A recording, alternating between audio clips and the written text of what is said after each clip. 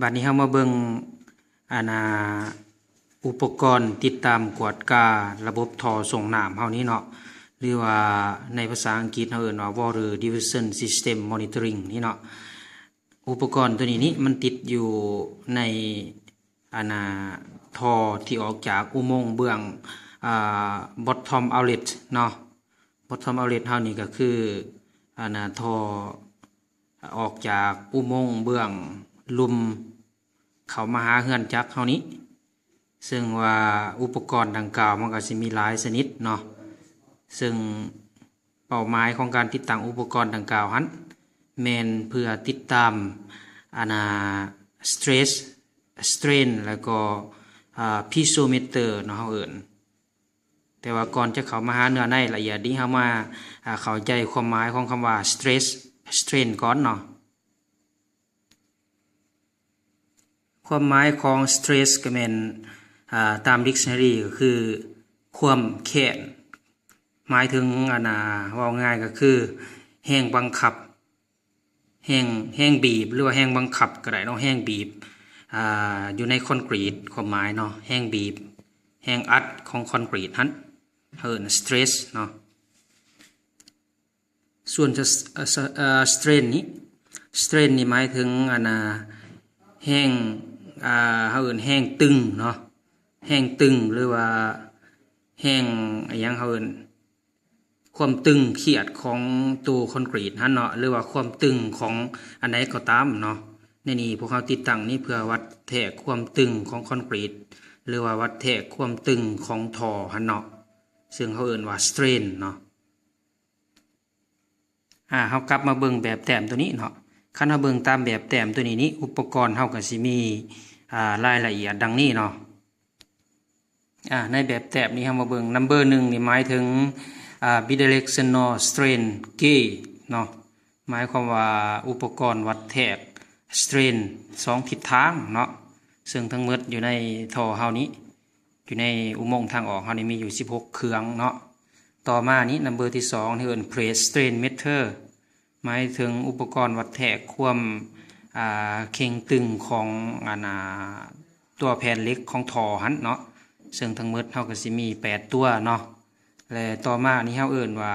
osmometer ถือว่าตัวนี้เป็นอุปกรณ์วัดแทกปริมาณน้ำซึมในปากท่อนี้ในปากอุโมงค์หั่นเนาะซึ่งทั้งหมดมันก็สิมีอยู่6ตัวเนาะและต่อมาเฮาเอิ้น zero stress strain meter เฮาเอิ้นว่าอุปกรณ์วัดแทกแห้งเข่งตึงในกรณีบ่มีแห้งบีบเนาะซึ่งว่าสัญลักษณ์ของเฮาก็สิมีอยู่SI GBI PI แล้วก็ NI เนาะแต่ว่าลงลึกแท้ๆนี้สัญลักษณ์เฮาก็สิว่าเป็น SD GBD PD แล้วก็ ND เนาะตัวนี้แม่นรูปตัดยาวของการติดตั้งอุปกรณ์ที่พวกเราเว้าถึงทั้ง3-4 ประเภทบางกี้นี้เนาะซึ่งว่าอันนี้ก็เป็นเฮือนจักรของเฮาจุดที่เฮาติดตั้งอุปกรณ์ก็สิมี3จุดหลักๆเนาะคือจุดที่1แล้วมันอยู่นี้จุดที่1นี่จะอยู่ในอุโมงค์เนาะนับจากปากอุโมงค์เข้าไปก็สิว่าเป็น3หลักเนาะประมาณ3หลักครึ่งเลยเนาะหรือว่า 3,500 เมตรนี่แหละจุดที่1ส่วนจุดที่2นี้ก็นับจากปากอุโมงค์เข้าไปก็เป็น2หลักครึ่งเนาะส่วนจุดที่3นี้คืออยู่นอกอุโมงค์อยู่ในนับจากปากอุโมงค์ออกมาทางนอกแล้วเป็นเท่าไร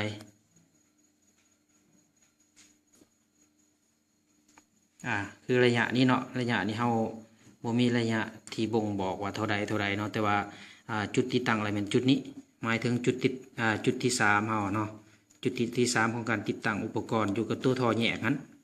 ความหมายเนาะเฮาติดตั้งอุปกรณ์ดังกล่าวหันเพื่อให้เข้าใจละเอียดตื่นพอเข้ามาเบิ่งรูปตัดขวาง11นี่เนาะรูปตัดขวาง11นี่ก็สิมีแบบนี้เนาะอันนี้เป็นรูปตัดขวาง11เนาะสัญลักษณ์ SD หันหมายถึงตัวอุปกรณ์วัดแทกความ เข่งตึงหรือว่า strain 2ทิศทางเนาะเอิ้น SD ส่วนว่า ND หันแม่นตัววัดแทกความเข่งตึงโดยปราศจากstress เนาะส่วนว่า PD หันเอิ้นว่า piezometer หรือว่าอุปกรณ์วัดแทกปริมาณน้ำซึมอยู่ในท้ายอุโมงค์หันเนาะในปากอุโมงค์ส่วนว่า GBD นี้เอิ้นว่าอุปกรณ์วัดแทกความเข่งตึงของท่อเองเนาะอันนี้เป็นรูปตัดขวางของจุดติดตั้งจุดที่1บัดนี้เราไปเบิ่งอุปกรณ์ตัวจริงมันเป็นแนวใดเนาะมาเบิ่งว่าND แม่นตัวใด HD แม่นตัวใด PD แม่นตัวใดแล้วก็ GBD แม่นตัวใดในตัวจริงเนาะอันนี้แม่นรูปอุปกรณ์ตัวจริงอยู่ในสนามของพวกเฮาเนาะหรือว่าอยู่ในป่าอุโมงค์เฮาหันตัวนี้มันจะมีเป็นถังสีเหลืองเนาะหรืออุปกรณ์เฮาก็จะติดตั้งในถังนี้เหตุผลที่เฮาใส่ถังสีเหลืองนี่ก็หมายความว่าเฮาบ่อยากให้ความเข่งตึงของคอนกรีตอยู่ด้านนอกถังนี้เข้ามากระทบใส่อุปกรณ์วัดแทกของเฮาเนาะคันซั่นเฮาจึงเอิ้นว่าnon stress strain เนาะหมายความว่า strain ปราศจาก stress ตัวนี้ก็แม่นอุปกรณ์ที่ติดตั้งภายในตัวขุสีเหลืองหั่นเนาะพอเฮาติดตั้งเรียบร้อยหมดแล้วเฮาจึงเทคอนกรีตถมบัดนี้หลังจากติดตั้งแล้วเบิดก็จะเทคอนกรีตถมเนาะถมขุตัวนี้แล้วก็ถมถ่วมขึ้นมาเรื่อยๆจนถ่วมท่อเฮานี่เนาะอันนี้แหละแม่นND หรือว่า non stress strain เนาะของคอนกรีตบัดนี้อุปกรณ์ตัวที่2เนาะอุปกรณ์ที่เฮาเอิ้นว่า bit directional strain gauge เนาะหรือว่าอุปกรณ์วัดแทกความเข่งตึงของคอนกรีตใน2ทิศทางสัญลักษณ์เฮาก็แม่น SD เนาะอันนี้ก็เป็นรูปที่1ตัวนี้เป็นรูปที่2เนาะในเวลาติดตั้งเฮาก็จะติดตั้งไขว้กันใน2ทิศทางนั้นเพื่อวัดแทกหา stress ใน2ทิศทางเนาะสำหรับอุปกรณ์ตัวต่อมานี้เฮาเอิ้นว่า plate strain meter เนาะหมายถึงอุปกรณ์วัดแทกความเข่งตึงหรือว่าความตึงของท่อเนาะย้อนนั้นเฮาจึงติดตั้งไว้ในตัวแผ่นตัวท่อเองนี่อันนี้คือท่อเนาะแล้วเฮาจะจอดแผ่นเพจ2เบื้องติดใส่ท่อแล้วอุปกรณ์ก็จะติดใส่นี้ทางกลางนี่ก็จะเป็นห้อยจอดเนาะเพราะเฮาจะติดใส่ในระหว่างห้อยจอดเพื่อเป็นการวัดแทกความตึงของห้อยจอดไปในตัวเลยตัวนี้ก็แม่นอีกรูปหนึ่งของplate strain gauge เนาะถึงตัวนี้เฮาจะติดตั้งติดกับเบื้องเทิงของท่อถึงว่าสิบ่มีห้อยจอดตัวนี้หมายความว่าเฮาวัดแทกตัวความตึงของแผ่นเหล็กของท่อหั่นเองเนาะตัวกินนี่แหละแม่นวัดแทกความตึงของห้อยจอดบัดนี้อุปกรณ์ตัวสุดท้ายหันเฮาเอิ้นว่า piezometer เนาะหรือว่าสัญลักษณ์ย่อเฮาเอิ้น PD หันมันก็จะเป็นหลอดยาวๆขายคือกันแล้วก็เอาเฮาเอิ้นเทคไทเนาะเอาผ้าไหมมัดไว้แล้วก็เอามาติดใส่ในเพดานของอุโมงค์เนาะแล้วก็เฮาก็เทคอนกรีตถมตัวนี้เป็นอุปกรณ์วัดแทกปริมาณน้ำซึมภายในอุโมงค์นี้เนาะตัวนี้ก็เป็นส่วนหนึ่งของ piezometer เนาะซึ่งว่าสัญลักษณ์ย่ออยู่ในdrawing ของเฮาแล้วแม่น PD หัน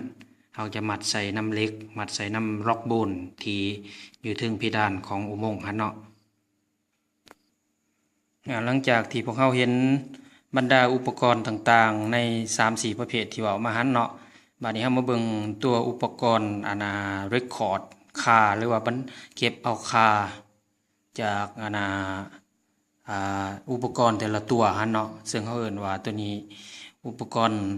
record ค่าของstress strain เนาะ2อันในเวลาเก็บเอาค่าหันค่าที่ได้เฮาจะได้เป็นค่าของความต้านเนาะเป็นค่าของความต้านแล้วเฮาก็เอาค่าของความต้านหันค่าความต้านหันมาคอนเวิร์ตเป็นstress แล้วก็มาคอนเวิร์ตเป็น strain ในอุปกรณ์แต่ละตัวเนาะอันนี้ก็เป็นหน้าตาของอุปกรณ์เก็บเอาค่าจากอุปกรณ์วัดแทกค่าในอุโมงค์ที่เราเอาถึงเมื่อกี้นี้เนาะ นอกจากหันก็แม่นอุปกรณ์ที่เฮาเก็บเอาค่าของพิโซเมเตอร์หันก็แม่นอุปกรณ์อันเดียวกันกับอุปกรณ์ที่เฮาเก็บเอาอยู่เบื้องแดมซ้ายเนาะเพราะเบื้องแดมซ้ายก็มีพิโซเมเตอร์หลายเพราะพิโซเมเตอร์นี้ใส่สำหรับวัดแทกเอาค่าของน้ำซึมอยู่เบื้องท้ายเขื่อนลักษณะการเก็บหรือว่าการคิดไล่แม่นคล้ายคือกันสำหรับ PD หรือว่าพิโซเมเตอร์หั่นเนาะอันนี้แหละแม่นหน้าตาของอุปกรณ์เก็บค่าจากพิโซเมเตอร์หั่นเนาะจากอุปกรณ์วัดแทกน้ำซึมอยู่ในอุโมงค์หั่นตัวนี้เป็นอุปกรณ์เก็บเอาค่าซึ่งเฮาเก็บเอาค่าแต่เทื่อเฮาก็จะได้ค่าที่เฮาได้จากอุปกรณ์ตัวนี้จะเป็นค่าของอุณหภูมิกับความถี่เนาะหลังจากนั้นเฮาก็เอาอุณหภูมิกับความถี่มาคิดไล่หาแรงดันเนาะจากแรงดันเฮาจึงมาคิดไล่หาระดับของน้ำซึมซึ่งว่าวิธีคิดไล่หั่นก็ได้เว้าละเอียดในการคำนวณอยู่ในแดมของห้วยลำพันธ์เฮาแล้วเนาะอันนี้ถือว่าเป็นความรู้เบื้องต้นที่เว้าเกี่ยวกับอุปกรณ์ต่างๆในอุโมงค์เฮานี้เนาะซึ่งมันก็สิมีสังรวมขึ้นอีกเทื่อนึงเนาะซึ่งมันก็สิมีอุปกรณ์อยู่4ตัวเนาะคือตัวที่1นี้